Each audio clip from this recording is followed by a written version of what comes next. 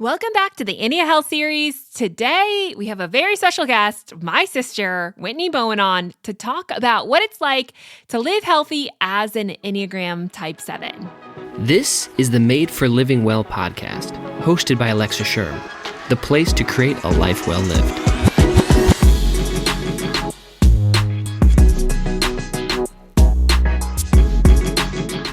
Welcome back to the podcast. My name's Alexa, and this is the place where I believe you were made for living well. And honestly, that's the point of the Ennea Health series, is to help show you that health is not always just a matter of what you eat and how much you move.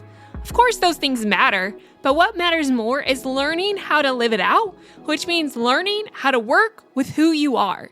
And the Enneagram is just one great picture to understand who you are and what that means for you. Now, we have been diving deep into every single Enneagram number. If you haven't been following along, make sure you go back and listen to the previous episodes. We are currently all the way through episode number 7 with Enneagram Type 7s, and I hope that you found it as fascinating as I have. If you want to learn more or you don't know what type you are, head on over to thelivingwell.com and I give you details on where to learn your type. Plus, you can get those free guides that I've created just for you on living out health based on your personality. I know, we like to talk about health in these big boxed approaches, but really, health is more a means of supporting your body rather than changing it, which means you really have to know yourself. And today, we're talking about Enneagram Type 7s and a special interview I have with my sister, an Enneagram Type 7. Her name is Whitney Bowen, and she is a light and a joy to everyone she encounters. But I also know, as her sister, there are still struggles underneath the fun personality that they portray. And today we're going to talk about that. What does it mean to be a healthy 7? What are some hurdles that they face? What are some strengths that she recommends? We're diving into all of it on this episode. Now, don't forget to head to The Living Well to get all the show notes, more information, and that free download. Plus, you can grab your very own Nourish Planner, which is a product that most Enneagram 7s love. A place to keep track of their life, create to-do lists, and also healthify their whole while creating time and space to get out and have some fun. So you can find that at thelivingwell.com. But for now, I want to get right to the show and welcome Whitney. Welcome to the show. You're so glad to be back on the podcast. Always a pleasure. Okay, but we're really talking about something that you actually do love today. And that's the Enneagram. I love the Enneagram. I'm pretty certain no one loves the Enneagram more than Enneagram 7s. Do you feel like there's truth to that? So 7s love themselves, but I think it's fascinating learning about other people too. Like I like to know how other people work too. So it's not just like the 7 narcissism coming out. I mean, I think I genuinely like to know about others. Right. Okay. And it has helped our relationship because if you've listened to the podcast before, then you know we've recorded a few podcasts together.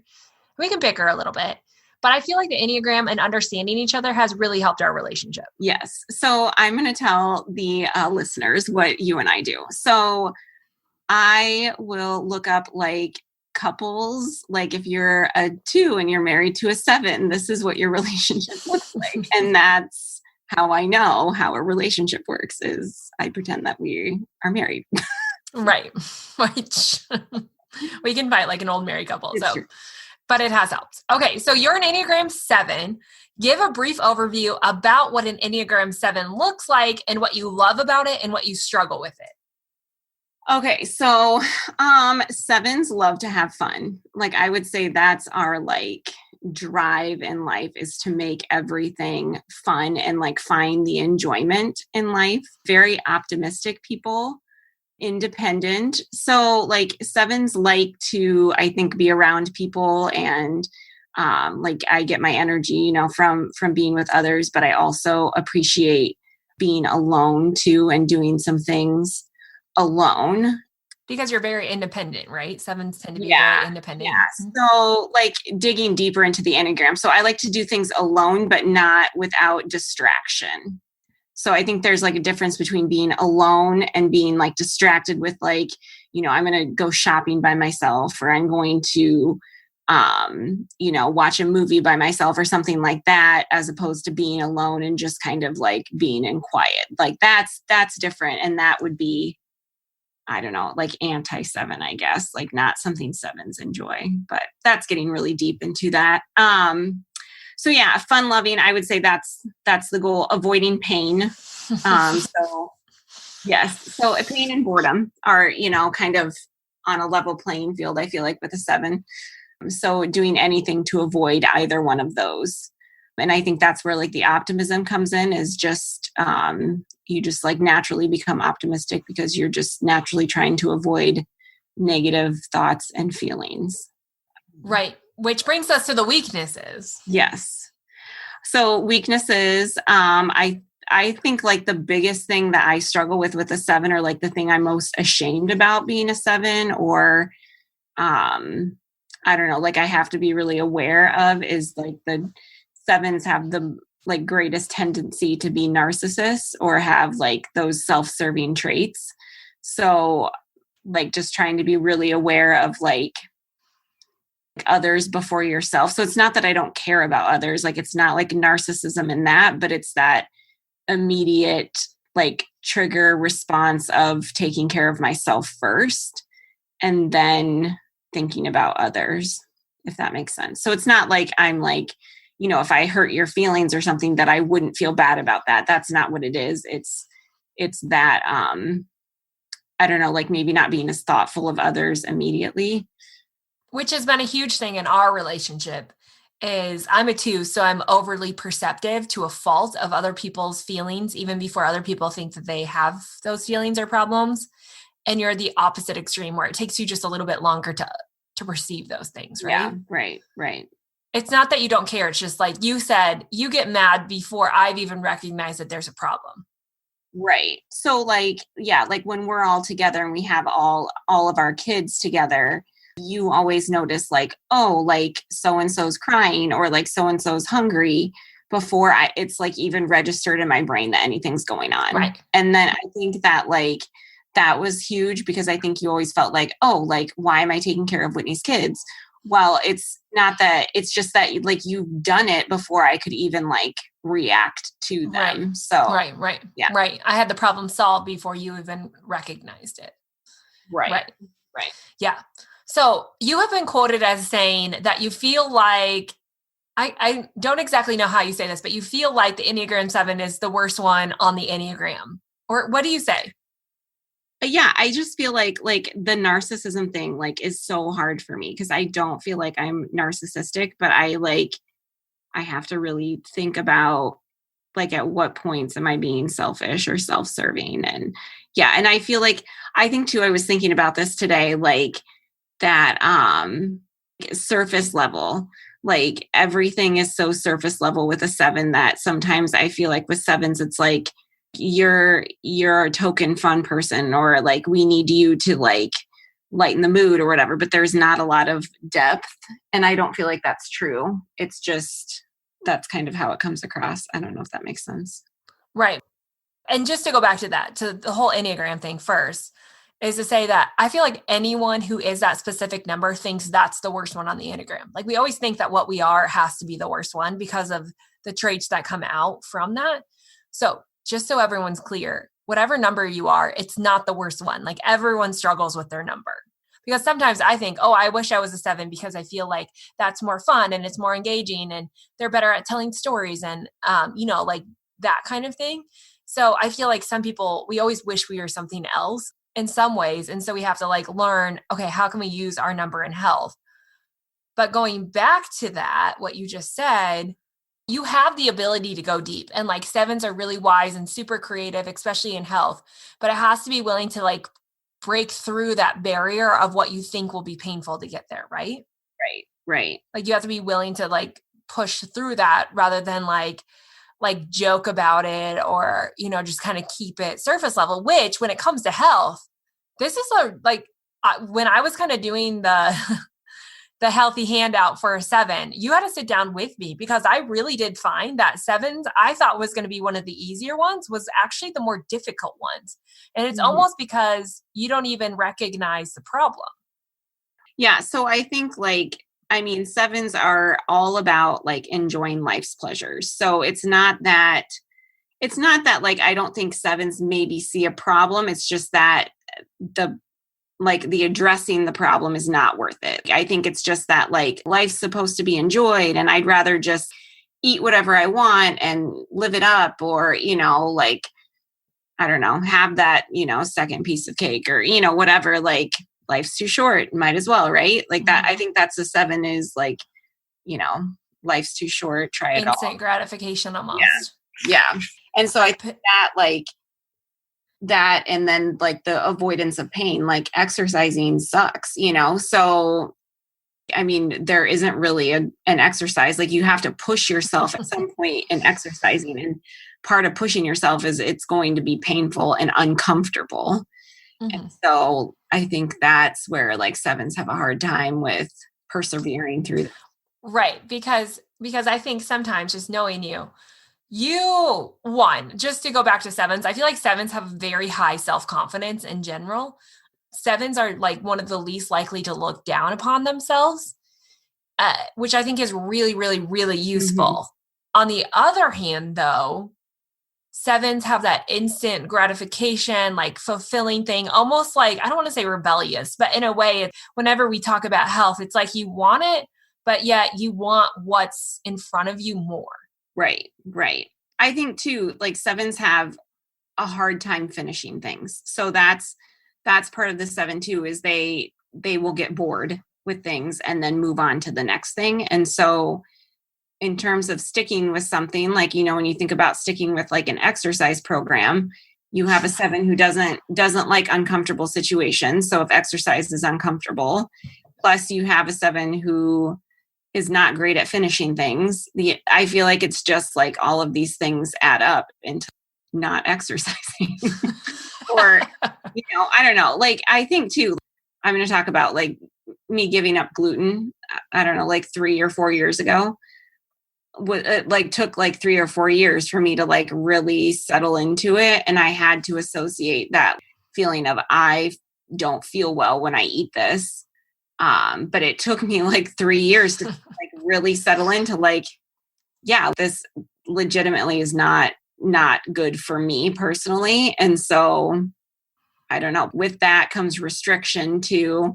And so there's that, like, sevens typically value freedom, and, you want all this ability to choose everything. And so then when you have like, things like I don't eat gluten, or I'm not, eating dairy, or whatever you're doing, then that's a restrictive mindset. And it's hard to you have to come at it from a different perspective, I guess, of like, I have to focus on, I feel better not doing this, and I'm not going to do it because it's a rule, or, something like that.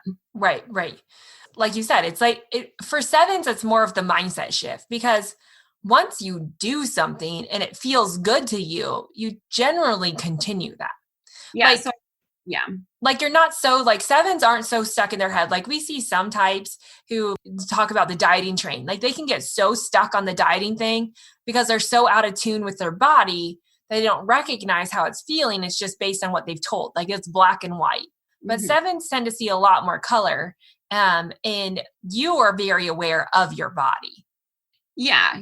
Like, and I think too, I know if I eat too much sugar over the course of several days, like, my pants might be a little tighter. Like, I'm not like, I guess I don't feel as sevens. Yeah. Like that's where that, like, I don't know if it's confidence or whatever it is, that I know I did X, Y, and Z. That's why that's why this happened. Or, like I get that, but the problem is it's fleeting. So like, oh yeah, my pants were a little tight. Like, well, that sucked for today, but tomorrow's a new day.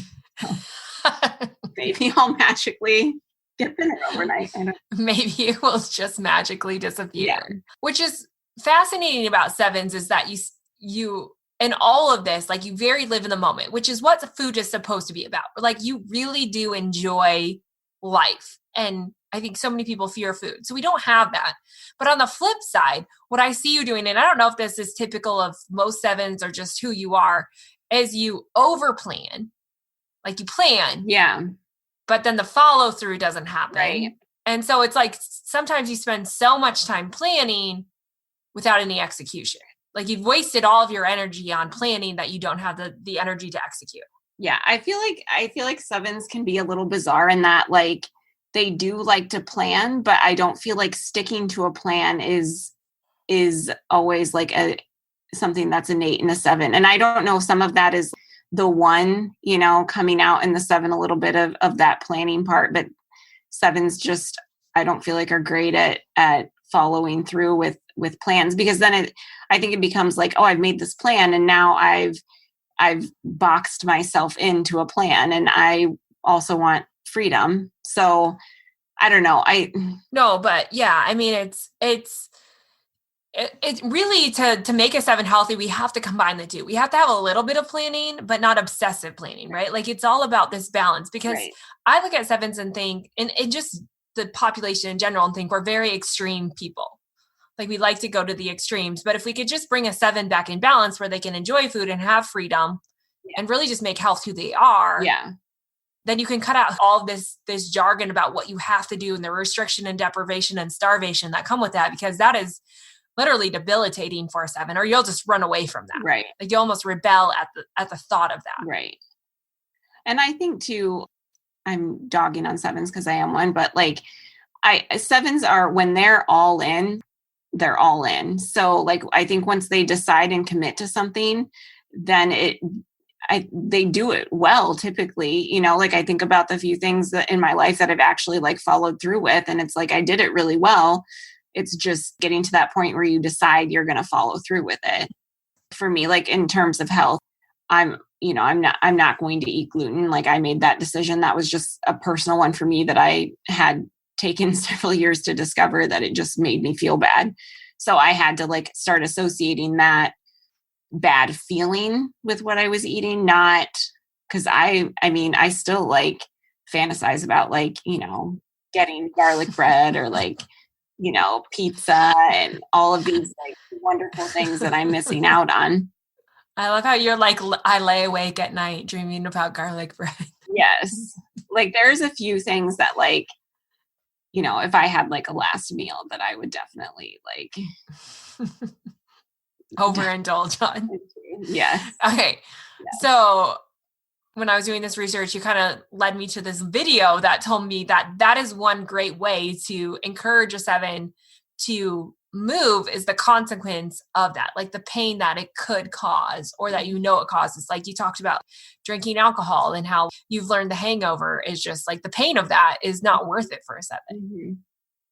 Yeah. So like sevens can be on like the more addictive end of, like substance abuse things. Like they would have, maybe more issues with that than some of the other types. And I think some of that is that like, I'm in an attempt to avoid pain, I'm just going to, I'm going to drink or whatever that is. But the way sevens, like some sevens are able to keep that in check is, if I have too many drinks, like I'm going to feel bad tomorrow. And so like that kind of resonated with me because, I think a lot of times people think about like, oh, drinking, like that's fun. And, I'm going to have fun doing that. But then tomorrow is going to be horrible. And so like, I think that's where like sevens keep that in check of, like, I know if I have more than 2 drinks, like I'm going to feel bad tomorrow. And so I don't, because the fun of that moment is not worth, being sick the next day. And it's the same thing for me. It was the same thing with gluten of like, yeah, like that, like, spaghetti and garlic bread would be amazing right now, but it's not worth the way I'm going to feel for the next 3 or 4 days. Or 14. Or 14. Okay. So maybe something for seven is, as you're talking about this, is it's like, I feel like sevens are very, if you're in the moment and things are having fun, that's when you can kind of like get yourself caught up in the moment. But if you really take time to think about it, like, so going back to like, this is just a ridiculous example, but kind of like, when it talks about Enneagrams and who's most likely to get a tattoo. Now, I know it's weird that I'm relating this, but like sevens in the moment are likely to get a tattoo. But if you have time to think about it, you're not committal. So like if you think about it, then you start to think about the consequences of that and you really start to wrap your head around it. So I feel like something that has worked well with you, even in giving up gluten, was creating this almost like just a few second thought process before you went into a party or into a situation to like even talk yourself through it or prep yourself for what you were about to get yourself into. So you didn't get caught up in just the social aspect, because that's what I see so often in you, is just getting caught up in the social aspect and having fun. And you really do enjoy that, but it's also prepping yourself for what's there so that you can have fun, but you don't have the painful consequence that comes with it. Right. Right. I feel like from an outsider watching you, you do kind of talk yourself through before you get yourself into a situation.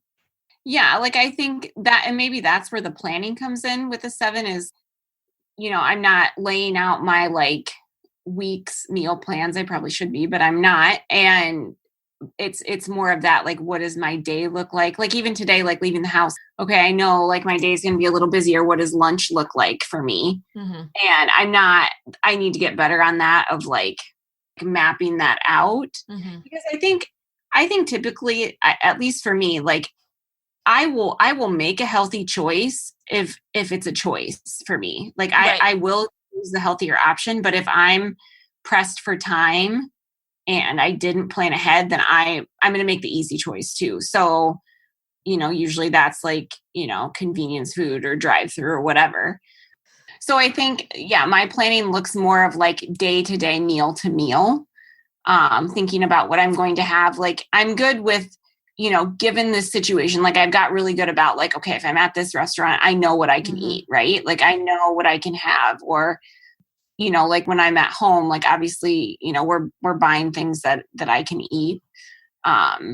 So I'm good at making those decisions. Like those are becoming more of like a reflex thing where I don't, it doesn't take a lot of time to process. I know what it is. But I think, I've always said if I had a chef, at my house 24/7, like I would eat healthy all the time. Like for me, it's not that I don't want to eat healthy food. It's that it's almost too it's too difficult, or I don't want to put the effort into cooking. Like I don't like to cook. So, I don't want to put the effort into it. So I'm just going to take the easier option. Or sometimes it's just, I'm just not going to eat then. Like, I'm just going to skip a meal, which leads to, more unhealthy decisions later in the day when I'm, super hungry. But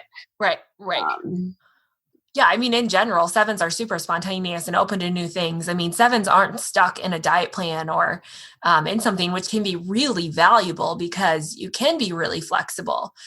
And I think one thing that would help a 7 is like you almost need that plan, but like you said, and I think you can get so caught up in these big plans, especially the way the world tells us, like, oh, here's your exercise plan, or here's your diet plan, or here's your 30-day plan.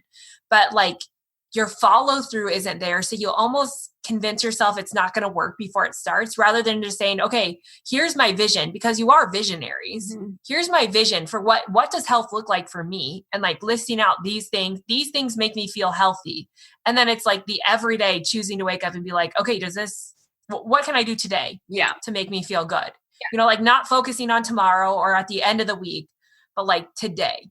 So I'm going to share something that I think I could see myself doing and like actually following through with. So I'm going to give your listeners a peek inside of your refrigerator. And I know you've done these before on Instagram, but I think what I've like appreciated about in the summer when we're together more during the day and I'm off is that like you can just pull things out of your fridge and like mix stuff up, and it's all like you just have like healthy things prepared, like the batch cooking, I think you call it. So you just have all of these things, but you still have the option of like mixing it how you want to. Like I don't love the idea of here's, Monday through Friday and I'm taking the same thing every day for lunch. Like I can't do that. My husband totally would do that, and he could probably do that, for 10 years, eat the same thing every day. I can't do that. So I think that's where I like that idea of like, if I have even 3 things prepared ahead of time that I can just like take and mix up how I want to that day, I think that's something that I could wrap my head around prepping. But yeah, Right. Because you like variety and spontaneity. And I think that if you can come to this place of like creating, because you are really creative people, like taking your vision of health and creating it in a fun way that works for you, that's simplistic, that you don't have to put a lot of time into because you are busy doing other things, but that works for you. Like I know the times that you've like roasted vegetables and some rice or whatever, and like you can just throw in leftovers to that. Like you do like the adventure of new food, and that really is important. But I think the overwhelming aspect of even like saying like, I'm going to meal plan this for this week can tend to be a little bit overwhelming. Yeah.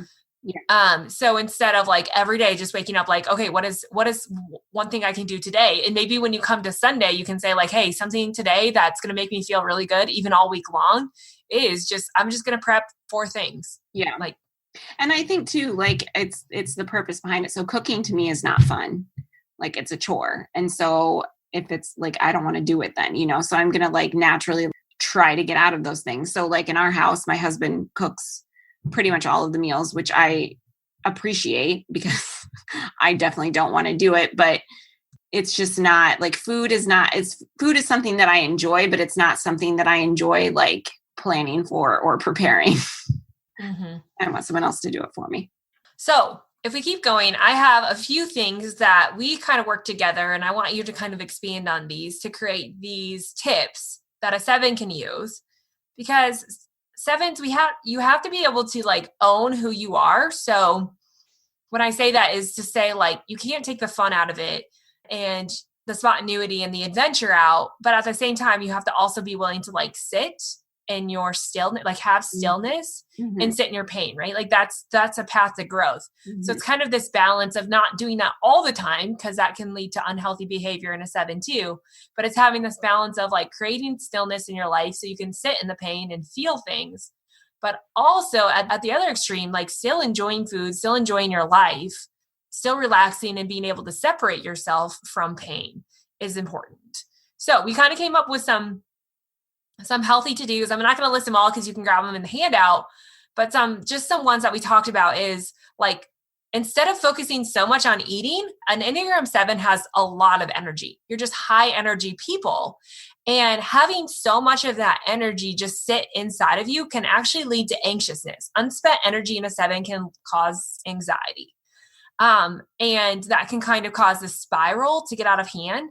And so one thing that is really important for a 7 to help kind of balance everything else in their life is really to expend energy, especially first thing in the morning. So it's just something we've talked about. Is like, hey, just let your diet go, because with healthy food, you are going to eat it. Like we're not questioning here whether you like healthy food or not, or whether you have the right mindset around food or not. Like, what's healthy and you will eat it. So what if we started focusing on just moving your body? Expand on that. What do you think about that still? So, like you've had a little while to think about this. Yeah. Like, I think that makes sense. Like to me, I've got to like wrap a purpose around exercising, and it's got to be bigger than, like, to me, like I'm going to exercise because I want to get healthy and look good. Like that's not enough. Right. Like it's got to be something bigger. But if I like connect it to a feeling, it makes me, more apt to do it, I guess. It's not like, I don't know. I don't want to like offend anyone, but sometimes I look at people that exercise for a half hour a day. I'm like, that's stupid. Like why, like honestly, like I'm like, why are you spending a half hour of your day? Like for what,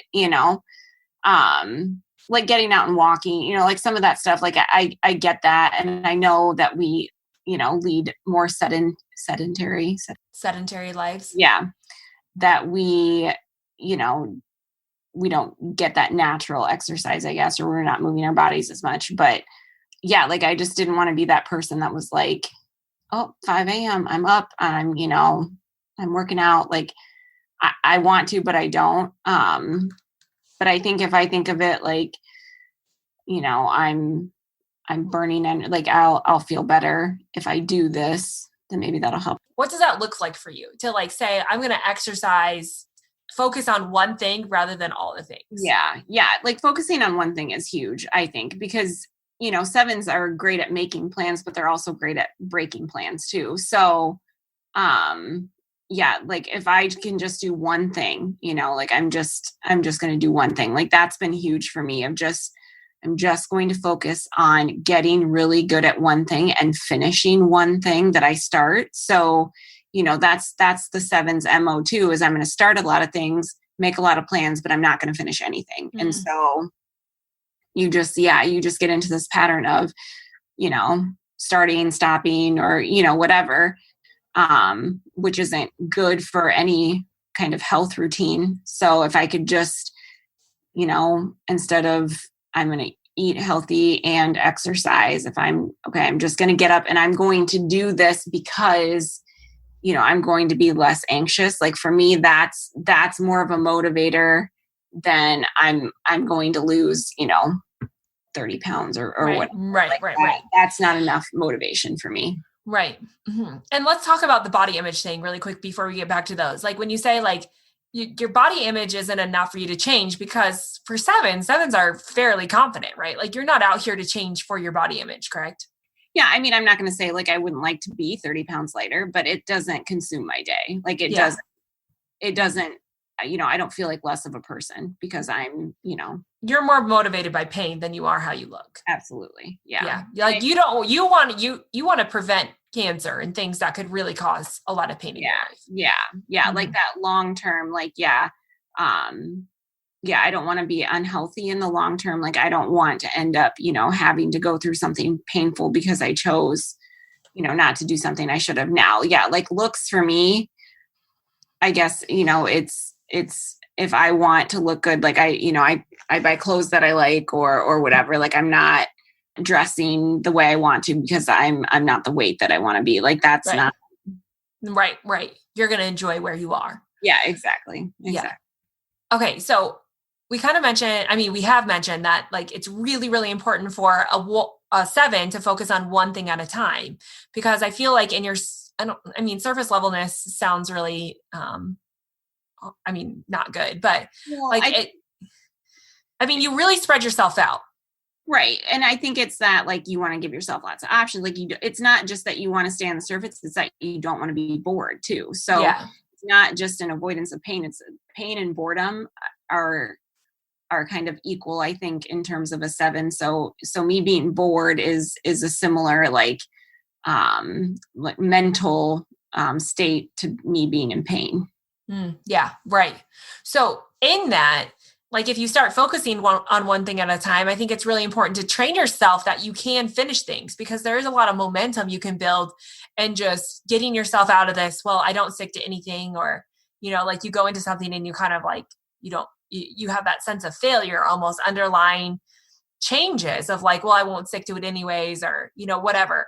But if you pick one thing and you actually stick with it until the end, or stick with it until you make it a part of your life, I think that there is something to that snowball effect of like, and you always told me, you're like, you should create a program that's like the debt snowball of health, of like, okay, what's one small thing that leads to another thing? Like you could get behind that. And I think it is that like you do feel satisfied when you finish something. Right. Oh, absolutely. And I think about the things that the things in my life where I endured pain, or I endured uncomfortableness to get to the other side. Like those are some of my greatest accomplishments. So I think I know that if I do this, if I stick with this, like good things will come. It's just so easy when things get uncomfortable for a 7 just to reflexively, or I don't know if that's even a word, but to just get out of it. Like it's just 7s just as soon as things get uncomfortable, really good at getting out of things. And I think that goes into like another point that I wanted to make for 7s out there is I've had to think about when I'm turning to like a sugary food, or when I'm sleeping 30 minutes longer than I should have, like what's the heart issue of why I'm really doing that? Like what uncomfortable feelings am I avoiding? Mm-hmm. Because I'm experiencing pleasure to avoid something else, so am I eating something sugary because I'm like experiencing an uncomfortable emotion, and this is going to distract me from it. So like what distractions am I putting in my life that I need to just kind of step back and think about like, what am I avoiding that I need to address in the moment instead of distracting myself from.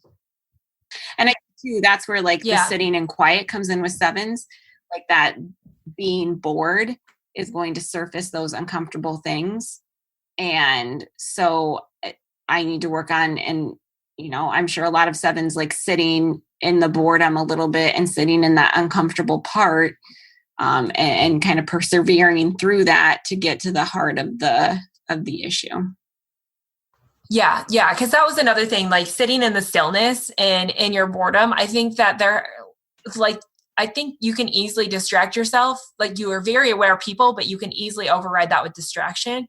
So just allowing some space throughout your day, whether it is even through exercise, to hear that and to listen to that and to kind of start to trust that. So there are a lot of ways to do that. But another thing that is really great for sevens and every Enneagram type is getting in nature.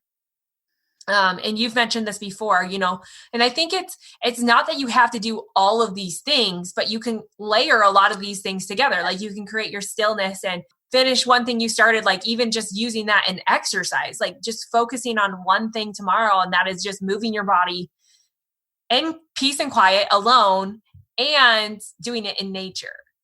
Yeah. I think, sevens, I've read this in more than one place that sevens really do connect with nature and, you know, enjoy, you know, being outdoors and doing some things outside. And I think too, like I know when I'm outside for a little, my mood changes, you know, like if I am feeling anxious or something like that, if I go outside and just, you know, even if it's just a quick walk or something like that, like it does have a way of like making me feel a little more alive or whatever, soothing, I guess. Right. And the last one that I want to mention is sevens are naturally very creative people. And I wonder what could happen with your health if you, like, even your cooking, like you don't love to cook. And I don't know if that's characteristic or across sevens, but what if you even focused on like the creativity of that? Like finding something that's creative for you to do can actually help channel all of your energy in the right direction and make you healthier as a whole. So it doesn't have to just be cooking, but doing something that is creative is really important to get a seven healthy. Yeah. What is that for you? What's my creative outlet? Yeah. You kind of distract yourself enough that I don't feel like you have one. Yeah, I know. I'm like, is watching Netflix great? No. I feel like I'm like the Picasso of that. The Picasso of watching Netflix. The Van Gogh of Netflix. Something to work on. Okay. Yeah. I don't even know really, I guess, what my creative outlet is. I don't feel like, I think because I'm married to an artist, I don't see myself, or, you know, I see myself as being creative because I'm comparing it, or like you're a really good artist too. Like I think of being creative and being artistic is the same thing. And I know that's not the case. So yeah, I don't really know. I guess I just I fill my free time with distractions. So maybe when I work on being a little bored, maybe something will come to you. Yeah, maybe something will come to me. Yeah. Maybe we can have a follow-up podcast of Creativity Hour with Whitney. You start that podcast and all your sevens will listen to it. But okay, you've known about the Enneagram for a long time, and I'm going to kind of throw you under the bus here because you're my sister. I feel like you've known about this boredom piece for a while, and I feel like you still fight it. Oh yeah, for sure. Like, have you successfully focused on boredom?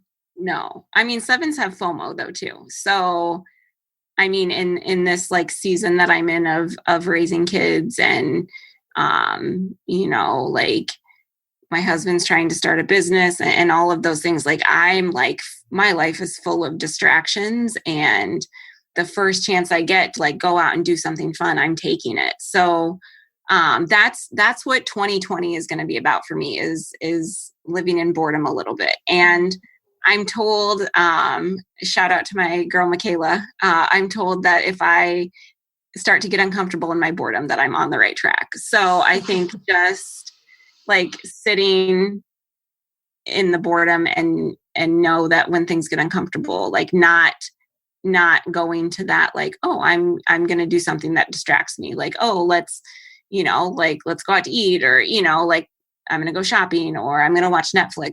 Yeah. Like just sitting in it and processing what does quiet look like, even if it's uncomfortable. Right. And I feel like we all have those things that we have to sit in, like those pains that are going to help us grow. Like for me, as a 2, I love to be reassured of things, like where we stand in our relationships. And like, you would classify that being a 7 as needy. And You're one doing a thing, good job, Alexa. you can go ahead and make a comment. But one thing that I really do have to work on is not asking for constant reassurance, but trusting myself enough to be confident where I am on my own. You are the opposite. Like you are very confident as you are, but you have to trust that sitting in your silence will produce. Well, I think too, like maybe that's where I'm just having this thought on the moment, but maybe that's where like 7s like are confident, like that ignorance is bliss. Like I'm confident because I'm not super self-aware. Like if I was more self-aware, maybe I wouldn't be so confident. People look at 7s and they're like, wow. Okay. So what grace do you feel like Enneagram 7s need to give themselves? 7s, I don't feel like are typically super hard on themselves. Like I'm not, sounds terrible, but if something goes poorly, I'm more thinking about like, what did someone else do to make this go poorly? Because it couldn't possibly be me. No, I'm kidding. Don't share that. Gosh, where am I hard on myself? I think like I do get frustrated with myself when I don't follow through. Like I'm not like, I don't live in the frustration. I think that's where like, I don't think 7s live in a state of like, woe is me. So I think it's hard to pinpoint like where we are hard on ourselves. But I think that like following through, like, I think 7s are great at knowing exactly what they need to do. It's doing them, So for me, I know what I need to do, and I get frustrated with myself when I don't do it after the fact. But I don't live in that, and it doesn't stick around long enough for me to actually do it right the second time, like, yeah. Right. Yeah. I could see that too. You do get frustrated by the lack of follow through. Yeah. But again, I think that goes back to like, if you just pick one thing to focus on, I feel like you could really do a great job and settle that in instead of trying to just you're kind of like I would consider you an all or nothing person, or you were my, like, I'm going to start on Monday person. Like, I'll just pick back up on Monday. Yeah. And you do it for like 2 hours and then you're like, I'll just start again tomorrow or whatever. Like you just ditch it instead of just saying like, okay, it's just an evolution of what I do over time, right? Like it's not a make or break. Like nothing I'm going to do is going to make or break my plan. It's just kind of keeping your focus on the everyday rather than this big overarching thing that you want to achieve. Yeah. And I think that's for 7s. They go to like a 1, like the unhealthy aspects of the 1. I think that's where that kind of comes in, of that, like, I'll start Monday, or if I'm not going to do it right, then I'm not going to do it at all. Like that's the unhealthy 1 talking. Mm-hmm. Where I think 7s go to like a healthy 5, and so and my husband's a 5. So I really try to think about like, what are things that he does well and try to like emulate that in my own life. So yeah, that like expert level, really like getting yourself into one thing and seeing that one thing through is what I'm trying to focus on. But with that comes uncomfortable, getting to an expert level status at anything you're going to struggle. Like things are going to get uncomfortable. Things are going to probably get boring at some points too. So it's persevering through those things. Right. Mm-hmm. So what encouragement would you like to give other Enneagram 7s? Just keep rocking it. You guys are awesome. No, I'm kidding. No, I don't know. Encouragement for 7s. I think just, I don't know that 7s need to be encouraged so much as I feel like maybe it's because I'm a 7. I think 7s just need to slow down a little bit. Like that would be my thing for 7s, is just like slow down just everything, like I even think of sevens sometimes, like we talk fast even. So, just slowing down, like listening to people. Yeah, I don't know. Does that sound? Yeah. Yeah. Yeah. And okay, people who aren't sevens, sometimes we struggle to encourage you. So how would you like us to encourage sevens for those of us who aren't sevens? I think sevens sometimes like feel pressure to be that like entertainer. And sometimes, I don't know, like maybe it's because I was thinking about going on this podcast, like, oh, like I feel like I'm going to have to be like the funniest one on here, or, like I'm not going to be, but, I feel like pressure to entertain people. And I think like with sevens, sometimes just that, like, knowing that you don't have to be on when you're around people, like that, like, it's okay not to be okay maybe, or like kind of embracing that. I don't know. I'm not embracing that 5. Yeah, maybe a little bit. I don't know. Does that sound right? Do you get what I'm saying? Yeah. Okay. Yeah. Like, okay, it's okay. Like, or yeah. How could we encourage you to do that? That's more of a 7 thing of being like not thinking so much about yourself. Go scratch what I just said. I don't know what could say. What do you like people like me to do to you or tell you or say to you or help you? I think sevens like encouragement in terms of like finishing things, like sticking with it without making it seem like a rule bound or like I have to do it, but just reminding me why I'm doing it, So yeah, like, and helping me stick to what I said I was going to do, like that accountability piece, I guess. Accountability, that's the word that I'm looking for. Yeah. Yeah. Just encouragement. Accountable without making it feel like that delicate line of holding me accountable without making it feel like a job that I have to do. Then it becomes a rule that I'm having to follow. Yeah. Yeah. That makes sense. Well, Whitney, you've been a wealth of knowledge, not super entertaining, but a wealth of knowledge. I'm just joking. On the podcast. Did I just stab you in the heart? I'll get over it.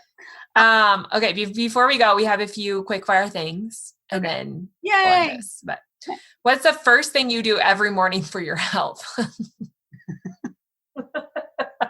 You can't say lay in bed. Brush my teeth. This is probably one area that you should work on. Brush my teeth. That's what I'm going to go with. Okay. Oral hygiene is part of being healthy. I mean, it's the small things in life. Yeah.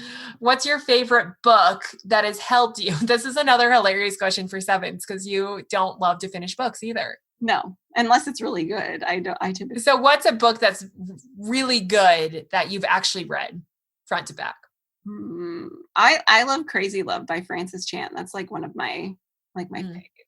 Yeah. Okay, good. I'm glad you had an answer for that. I was getting nervous that all these questions you weren't going to be able to answer. Okay. The last question I will ask you is, what is one thing that other people might not know about Enneagram Sevens that you want to share? So like one thing about sevens, I think that not a lot of people know unless you really get into the 7 is that although we seem confident, we can be super insecure. And Alexa knows this about me too, but like analyzing social situations, I think is something that like sevens might appear to be super confident in social situations. But then when you leave and go home or whatever and have to sit in quiet, like you're analyzing like, oh, I shouldn't have said that. Or should I said that? Did they think it was funny? Did they not? Or, like, do they like me? Do they not? Like that insecurity about making sure people like you and all that. Does that sound okay? Yep. That is so accurate and spot on. So sometimes you just got to rub it off and know that it's just a 7 thing. Just like I have to rub things off and know it's just a 2 thing. We all have our quirks. And I think that's why the Enneagram can help is that we can know and understand, okay, this is just me on the Enneagram and I can work through this and get better because of this. I think, and I think getting to know the people that you're closest to too and what theirs are. Because I think Alexa and I frequently, when we're spiraling into our Enneagram worst traits, we can just say like, stop it, you're being a 7 or stop it, you're being a 2. And just know like, okay, that's my perception, but it's not maybe reality. So. Right. Right. Okay, Whitney, I'm glad you were able to come on the show and share more about you. I'm sure everyone left feeling so inspired. No, but you actually did open my eyes. I still am learning things about sevens, and I think they're really awesome people and super fun to be around, regardless if you have to be fun or not. You are really awesome, sevens. So thank you so much for being here.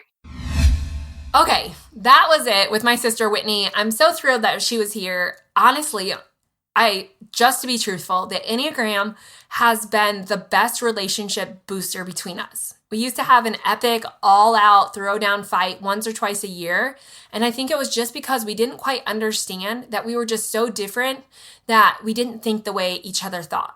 And this has really, again, verged our gap to say like, okay, this is just how you work, and this is how I work, and this is how I can encourage you, and this is how you can encourage me. Really has created more harmony in our life to understand each other, and it has changed things. So with that being said, I do encourage you, if you're not an Enneagram 7, thank you so much for listening and being encouraged by them, and also going out to encourage other Enneagram type 7s. If you are a 7, I challenge you to go listen to some of the other Enneagram types, especially your spouse, maybe your sister, your parents, your children, and start to get an understanding of them. Because we're all just slightly different and we need different things in the world. We have different fears and strengths and weaknesses. And if we could just own who each other are outside of all of our differences, I think this world could be a better place. So again, I thank Whitney for being on. We definitely didn't have any bickering fest this time, so that was fantastic. She's been on a few other times where that wasn't the case. I can link those up in the show notes, but I thank you so much for tuning in to the Ennea Health series. Don't forget, you can find all the Enneagram guides over at thelivingwell.com.